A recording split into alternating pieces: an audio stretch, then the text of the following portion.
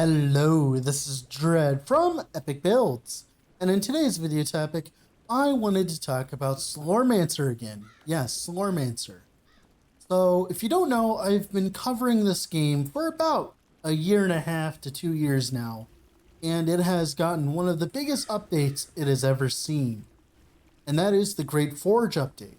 So, Mr. Corey here has been commissioned to work on our Slorm Reapers, meaning that you will be able to add extra stats.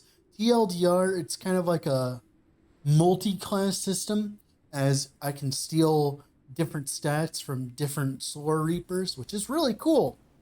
Now, the problem is, I haven't even touched the mechanic, because if you know me, I started fresh on a whole new character, just so that I could get the new player experience, so I could, give proper feedback to the developers.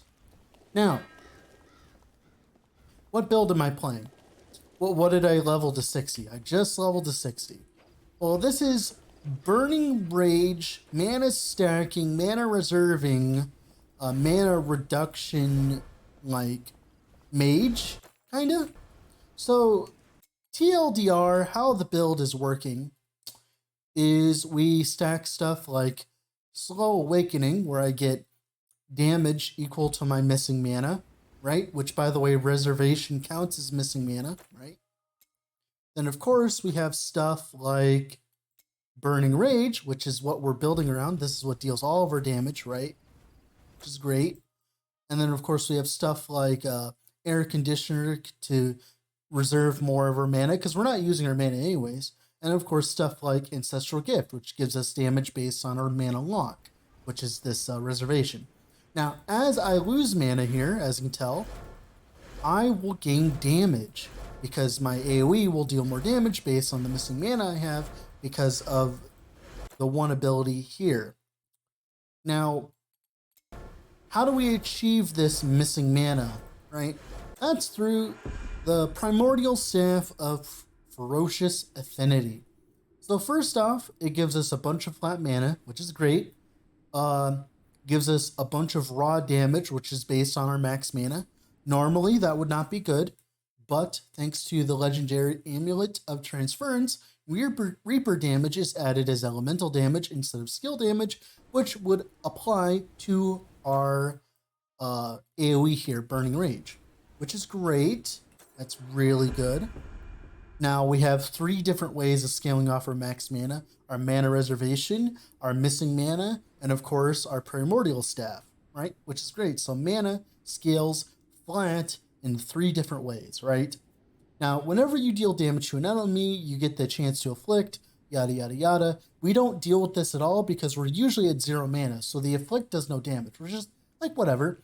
Now, you have the primordial benediction is you have 2,000 elemental damage. Elemental damage is equal to 15% of your max mana. So this is a 4th way of our mana scaling off of, our damage scaling off of our mana. Now, the problem is Primordial Malediction. Whenever you cast a skill, 5% of your mana is consumed. Guess what? Since I'm playing this build, it's not really a problem at all because I want my mana to be missing. Because now, when I go back to this, you can tell we're doing obscene amounts of damage, 20k so far, and we just got done with leveling to 60. So what I did was I did the whole campaign with, I just did like arcane missile spam, just spammed projectiles and stuff like that, and just tried to do as much damage as possible to get through the campaign, so we get access to all 4 of our legacy stones, so we can grab Burning Rage. And as soon as I grabbed Burning Rage, I was able to slot in Ferocious Affinity, and it all went downhill, well, all went uphill from there, because as we scaled our mana, we get more flat damage, and then all we have to deal with after that is increased damage. Now we're going to do a, what I did from like level 20 to 60. This is called the Mage Academy, the Tempopotamus like place. This is like a really good place to farm from level 20 to 60 because it has access to 3 breaches right off the bat. Now, as you can tell, as I walk up to enemies, they instantly die because I have an RF ability around me. So we're going to proc all 3 of these real quick. As you can tell, I walk over things, my mana kills them, and it's good to go. It's very simple, much like RF, right? Now, the beauty of this build is we're going to be able to scale AoE crazily, and hopefully we get it to almost like screen wide. I'm hoping that's the plan. Now, one thing that is different though about this build versus like an actual RF build is this is not a damage over time. It applies its damage every second as a hit, which means we can leech from it, which means we can crit with it, which means we can do everything that fancy with it, right? Which is really great because that means that we can scale the damage to the moon and hopefully to the point where we can actually, you know, do Wrath 10 very comfortably and very quickly. And of course, to do the new content, the Forge content. I haven't gotten to the Forge content. I plan on playing the Forge content eventually. Now, another cool thing about this build is we're utilizing Arcane Missile to kind of consume our mana. One thing we're using is we're making it so that our Arcane Missile creates a clone, which then shoots the Arcane Missile so we don't have to like spam it ourselves, right? And then we're making it so that whenever an Arcane clone casts Arcane Missile, you have an 80% chance to also cast 2 remnants of Arcane Missiles. And then that remnant, right, applies Time Lock. Now, why is Time Lock important? Well, the way Time Lock works is it stuns an enemy in place for a few seconds, and then you deal damage to it, you know, eventually, and then the damage gets applied to it instantly at the end. Now, the reason why we like this Time Lock is because of this note here, Safety Bolt, you deal increased damage to enemies affected by Time Lock. Now, I'm pretty sure that this version of Time Lock will apply to elite enemies, which is great because this will give us more damage against elite enemies.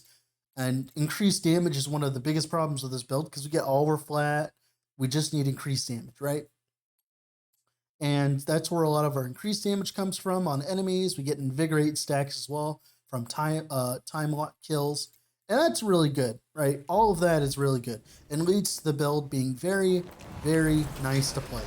Now, obviously, this is literally level 60 build with on-the-ground gear that I found, right? I do plan on keep playing this for the next week and refining it to the point where the build feels great to play. I do have plans of using Ray of Obliteration. The main reason why Ray of Obliteration is useful is because of this node that gives us 80% armor and 80% increased elemental resistance. So right now we're at like 800 armor, 1100, and then once I'm able to use my, it's a little annoying, I think, to use my, so it's a little annoying to use my Ray of Obliteration right now because my Arcane Missile is consuming all of my mana, which is, of course, the point, right? But eventually what I want to do is get enough mana regen to the point where I can, like, spam all my skills, right? Also, all the legendaries today, I guess. But yeah, that's kind of the concept of the build. Eventually, we're going to get the AoE to the point where I don't have to walk around as much, and things are just going to explode that way.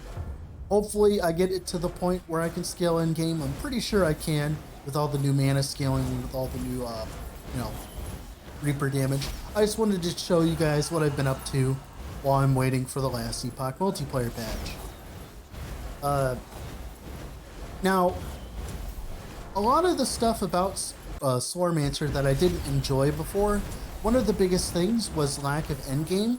We had the access to the Wrath stuff, and then we had access to the Temple. We didn't really have anything else. But now with the Quarry Ironbender, you get access to the Forge, which is kind of like Simulacrum from Path of Exile, if you're sure, you know what it is, or it's like Arena from last Epoch. And it essentially allows us to grind even more gear quicker.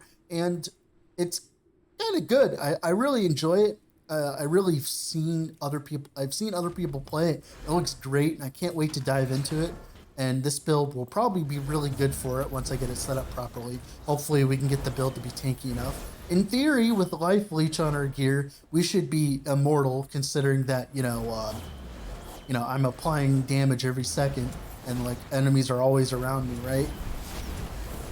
But yeah, we'll have to see how much area we get. Right now we have about, where is it?